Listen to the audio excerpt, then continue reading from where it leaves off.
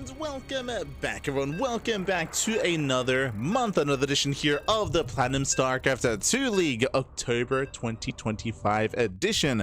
I'm of course your ZvP with you, joined by these amazing players, by the people in chat, and by my plushies as well. Welcome one and all. Unfortunately, no bunny cam, as I did mention previously, as unfortunately the camera has gone down and is no longer functional. Feels bad, man. Feels bad. But regardless, we are live with a monthly tournament. Again, we've been covering the event for a couple of editions at this point, whether it's ourselves, whether it's Rotterdam, whether it's Dave Testa, whether it's another community caster. Whenever we are called upon, we are of course more than happy to step in and to step up.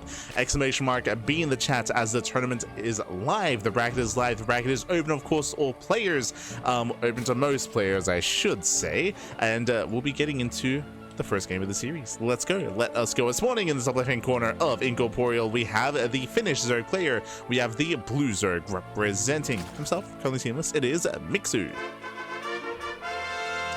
And spawning in the bottom right-hand corner, we have his opponent. We have the South Korean Protoss player. We have the Pink Protoss representing among SC2 people. It is ReBellioN.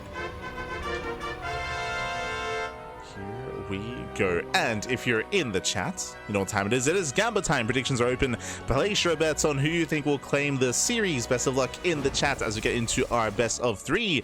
Likewise, if you're in the chat as well, I mean, to those in the chat, thank you so much. Thank you so much to Phaser for subscribing for 23 months, almost 2 years of support. God, thank you so much for the support. We do appreciate it as always, Pappy. Likewise, big shout out to Morituri as well for subscribing for 21 months. Oh my god, 2 massive resubs. Thank you so much for the support as always. Gracias. Likewise, also a big shout out to Gemini. Gemini also did give us a very lovely raid, so thank you so much. Hope you had a great stream. Hope you had a great, whether it was ladder session or even a cast as well. Hope you had a great time as we are setting up for no forge, by the way, but a pylon is in between the bases. We are being quite cheeky here from the side of ReBellioN. Oh boy. Now with this, with the pylon completing, we can attempt to warp in across the map. I believe that's going to be the plan. The go-to is to get warp gate, is to warp in the adept across the map. I would imagine that's going to be the case here, as again, there is no forge, there is no cannon rush potential setup whatsoever. Pylon doesn't complete, and it is in the dark. I should say, sorry, Mixu is in the dark, as he has no idea what's going on, has no idea what is inside the house, papi. Yeah, warp gate is on the way, and we do spend the chrono on the Stalker initially. Interesting. But again, warp gate is going to have to finish up as soon to be able to make use of this pylon. And we'll see if it does go by unnoticed this entire time. Ooh, are we crazy? Are we crazy enough to go Twilight Council, Dark Shrine, and warp in DTs into the bases? No shot it lasts that long, right? No shot. That'd be crazy. For now, I'd imagine Glaive Adepts for now, but potentially Dark Shrine. As Mixu's getting his third base up and running, joining up, saturating. Again, there's just been nothing to get vision on this. I mean, there's no reason for it. Workers that do rotate between the bases, I mean, there's no reason for them to get that close, I should say. Likewise, Overlords or Leon are designed, or they should be being sent out to get eyes on any kind of drop play and any kind of move out, anything threatening the bases. So there's no reason for there to be any vision here, at least not this early on. Later, you can start hiding Overlords behind your bases and behind your mineral lines, but that's later in the game. And we are going for it. DT's Dark Shrine.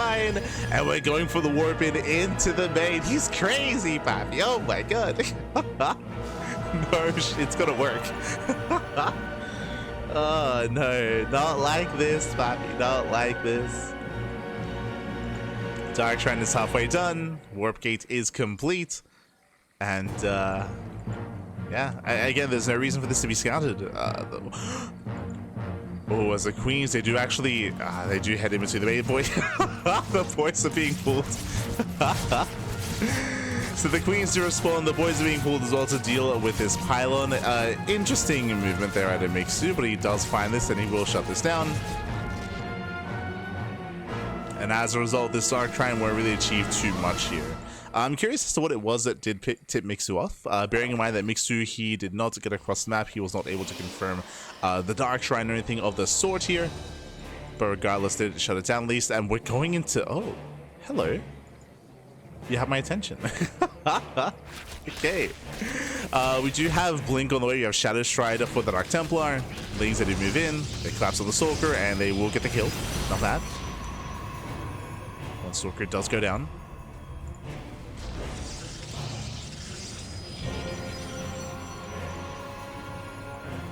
As DTs warp in, and I will say this, the opener here has fallen on his face, and now ReBellioN is behind. By taking up this quickly into a Dark Shrine, this has to get damage done. Whether it's with DTs, whether it's Archon drops, but there's no Robo, right? There's no Robo, there's no War Prism, there's no way to get across the map. So these DTs, they're kind of dead weight, they're dead supply, and it means that Mixu is free to drone. He's free to drone up as freely as possible. We do have Roach Speed on the way, so he's building up a bit of Roach Speed. We do have the Eva Chamber on the way as well, so Mixu is building up. Building up with 3 bases.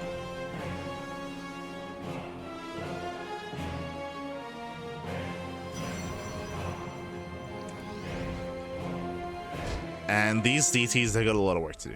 Got a lot of work to do here. As Mixu's investing in the upgrades, we have a handful of roaches out currently here for Mixu. There's a Spore in position here, as an Overseer as well. So Mixu's in position. And DTs, they won't find any damage here. They can trade. Yeah, they have to blink away. They have to blink away. The army for Mixu is solid.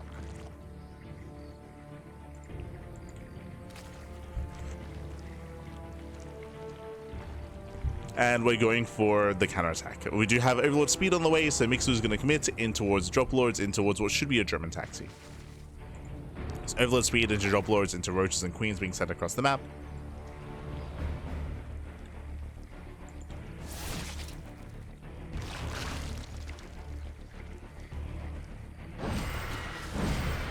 I still wake or early sleep / wake up. I mean, we cast tournaments at this hour when we need to. That's not uncommon. I mean, hey, during the EPT Pro season, we would always cast all the European qualifiers as well. True. And during UWC. But yeah, sleep doesn't exist for the Cranky Ducklings. If we need to cast the tournament, we cast it. We Smurge, Smurge. Nice movement here out of ReBellioN, going straight for the natural. The natural is going to be going down as 0 detection in position. So decent snipe, and this is the all-in. Remember, we were going for the all-in. The all-in turns around. We're buying a little time here. Not bad. And time is being bought. DTs, they do blink out towards a 3rd, or towards a 4th base, I should say. Roaches, they respond, and DTs, they do force a cancel. Yeah, they force a cancel, but they're going to be shut down. Killing one, just the one. One Archon does recall back home. ReBellioN gets away. Yeah, start times to tournaments don't stop us from casting, Pappy. Or they stop us if we have another cast like just before it. So for example, the reason why we don't cast Monday Night Weeklies is because we cast ZvP Mondays just before that, and we cast Picasso Cup just after that, right? So the reason why we don't cover Monday Night Weeklies is specifically because we cast around it. So that's like the exception, I guess. The exception to the rule. But if we weren't casting Monday Night Week, sorry, ZvP Mondays, then we'd cast Monday Night Weekly as well. For example. Meanwhile, ReBellioN is in a nice position here. He does trade well against the Roaches, and again, this is a delayed all-in here out of Mixu. For the time being, ReBellioN is holding his own, and Mixu waiting for reinforcements. It's purely Blink Stalker. We need time for the Immortals. It does need more time.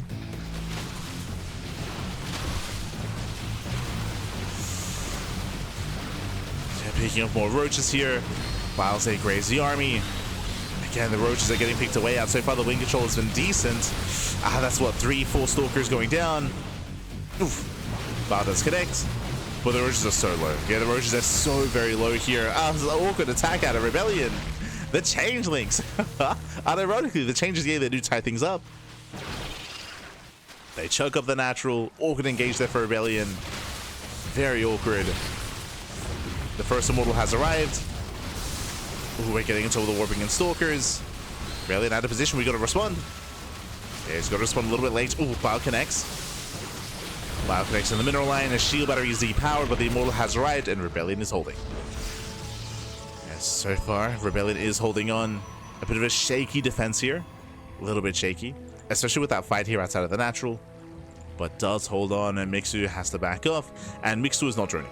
Mixu is still not droning up. I mean, the fourth base was cancelled, if you recall. The natural was killed as well, so Mixu has been delayed quite heavily, and Mixu is not transitioning. Mixu continues with the all-in and does get the immortal. Yeah, the immortal goes down. Massive pickup.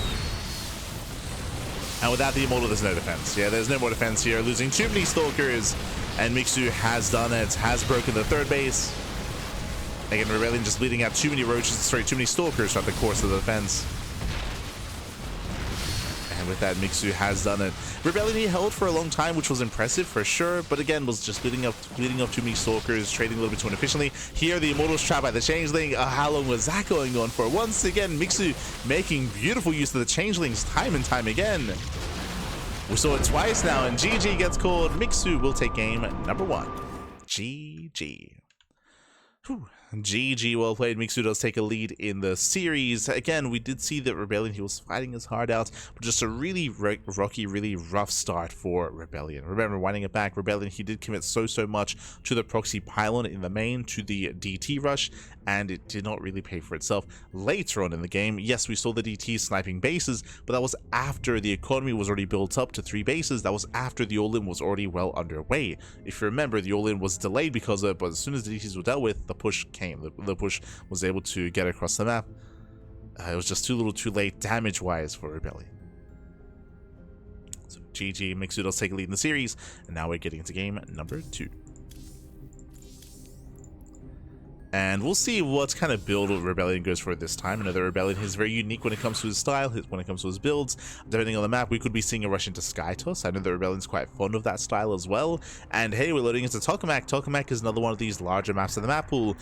This wouldn't be a bad map to get into that Sky Toss, but we'll see. Again, ReBellioN, he has a plethora of builds. Another build that he's quite fond of is rushing into Mothership for a recall, to go for a mass recall into the bases. That's also something that he does like to mix in, so we'll keep an eye on ReBellioN. Here we go. Here we go.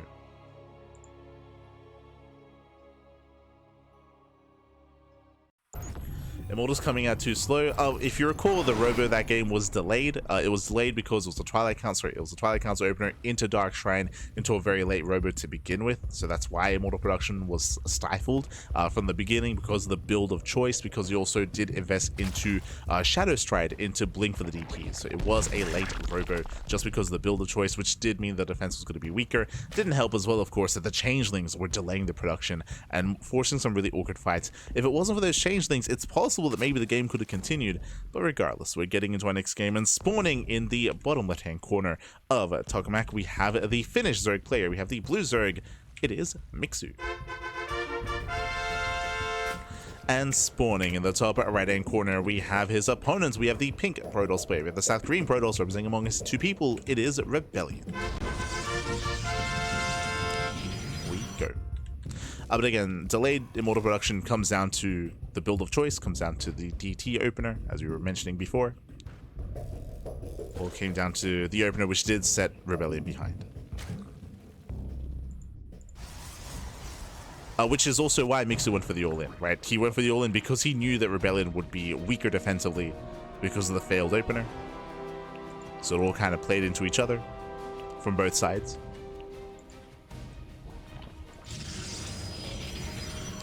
It's why the all-in was as strong as it was. It's why the defense was as weak as it was as well. Here we go. For now, we have our gate expanded to Cybercore, standard opener out of ReBellioN, Mixu back at home going for a standard opener as well, hatch gas pool, nothing crazy yet. But as you mentioned, for the most part, our eyes are going to be on ReBellioN, as he is typically the cheekier player. Let's go. Let's go.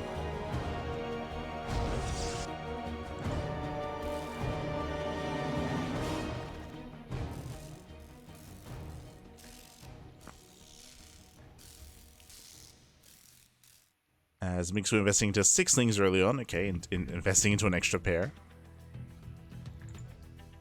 Outside of that, welcome to Tokamak. Tokamak is a very large map in the map pool, known for longer and later games as well, very defensive on 4 bases, so we often see a little late game on Tokamak if we had some standard players, but considering the fact that we have ReBellioN here, then that's why I brought up earlier the likelihood of something like a rush into a fleet beacon. Stargate opener at ReBellioN, already important to take note of. We did not see this last game. Now, this could still be the beginning of a standard opener, but we'll keep our eyes open for further tech like a fleet beacon or an earlier earlier Twilight Council. So eyes on the Protoss. Letting say deflect. Third base is being taken.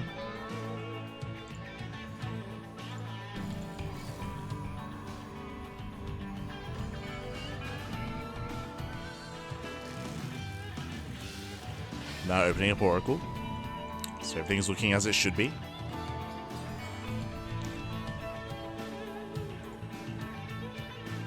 Now our second gateway. Oh. Okay, my eyes are glued to the camera. To the to ReBellion's POV. See when he pans back.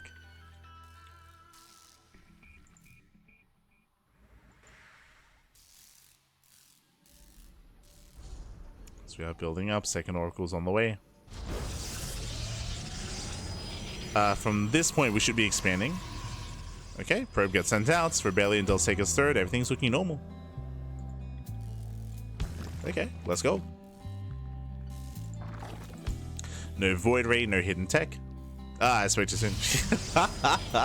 I was like, it should be expanding. Was that a kill on the probe? No, not a kill on the probe, but Lings are in position. Third base is delayed, and we see a Twilight Council before third. So a very aggressive follow-up here from ReBellioN, going for a late expansion, late economy in favor of earlier tech. Now, this should be Glaive Depths, but technically we could see a late forge into like charge, into like +1 in charge. Otherwise, we're expecting Glaive Depths here. Technically, this could be like Blink into an 8K 3-base all-in. Oh, we have the answer. It is going to be charge. Okay, so very aggressive, very committed. Now, when you go for a charge opener like this, the goal and the hope is that your opponent is skipping roaches. Unfortunately, we can see that Mixu's playing safe. Mixu's playing safe. Mixu does not open up Evo Chamber. He does open up Roach Warren into safety roach production, so he will have the tools to defend. Still will come down to how much of an army he has, whether he drones up too much. If he drones too hard, then he can just topple over in time. So we have a really strong early charge timing initially, but ReBellioN may go for something a little bit greater here. Yeah, the Prism's on the way. I believe this should be lined up with a couple of Archons as well. So this is going to be quite committed here from ReBellioN. Very committed. How many gateways? So far we have 2, soon to be 6. So 6 gate setup. I believe we may just go up to... Is that probe stuck? Maybe. I was going to say we should be going up to at least 8 gateways. So far we're on 6.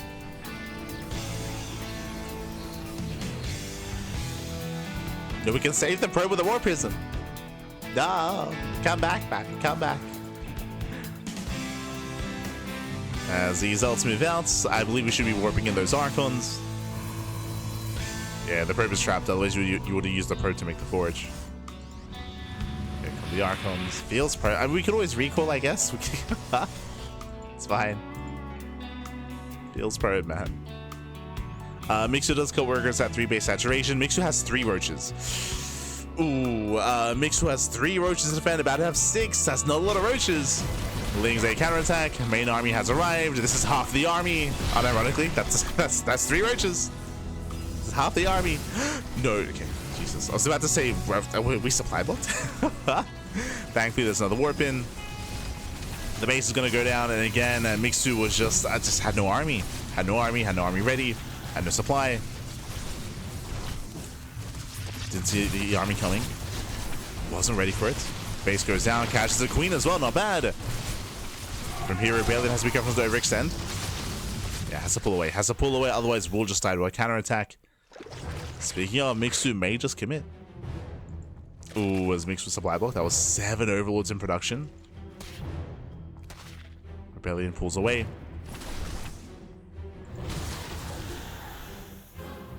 Mixu is pushing. Rebuilding his base, but purely making nothing but Lings, Roaches, and Hydras. So just purely army production here out of Mixu. And ReBellioN, can he survive without Immortals? It's going to be a tough hold. Oh, okay, we have one. We have one Immortal. Second Robe is on the way for double Immortal production. Force Fields is going to be key. No Ravagers, right? No Ravagers. There's no way to deal with the Force Fields. They are going to be crucial. Free damage, okay. Free damage to the Oracles, at least until the Hydras arrive. And Mixu turns everything around. Okay. the Oracles, they fight back. They buy time. Storm has begun. Second Robo is up and running. We're making 2 immortals at a time, as we did mention. And Mixu now starts to drone up a little bit more here. Gotta make a choice. Mixu cutting works at 69. Nice. Again, that's 3 base saturation. Mixu is about to max out on Roach Hydra. Storm is not ready. Contamination! Oh, let's go! Contaminates the main! Very nice. Yeah, mass contamination. Mixu moving in. Get some of the zealots. Yeah, the immortals are a little bit distracted. We get some decent force fields. But it's just a very awkward angle here for ReBellioN. Yeah, ReBellioN has to kite back. Ooh, losing 2 Archons. Station Trap gets baited. And Mixu's going for the kill. Yeah, Mixu's going for the kill here. Takes down the Immortal, takes down the main army as well. Only 1 shield battery to defend. ReBellioN does deflect. But again, these Immortals are so vulnerable. There's barely an army with this. And in the end, ReBellioN did kill a base, but nowhere near enough damage. Nowhere near enough. Had to do so much more. That's also why we mentioned that if Mixu had skipped Roaches, and ReBellioN would have achieved a lot more as well. We could have seen ReBellioN potentially even just end the game. But with only killing a base, yeah, GG. GG gets called. Mixu will claim the series 2-0, and Mixu will advance on to the next round. GG.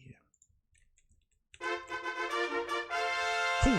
GG, well played. Congratulations here to Mixu. I do appreciate the unique builds out of ReBellioN. Again, we do expect this out of him. Not saying that we expected him to go for this specific build, but to divert from the norm and have some more cheeky plays.